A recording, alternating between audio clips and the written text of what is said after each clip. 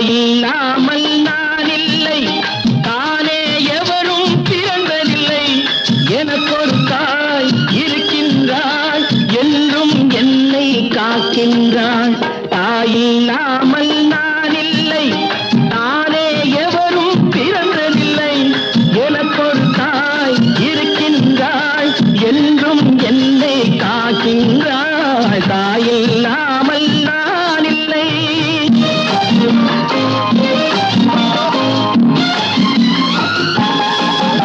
ஜீவநதியாய் வருவாள், என் தாகம் தீர்த்து மகிழ்வாள்.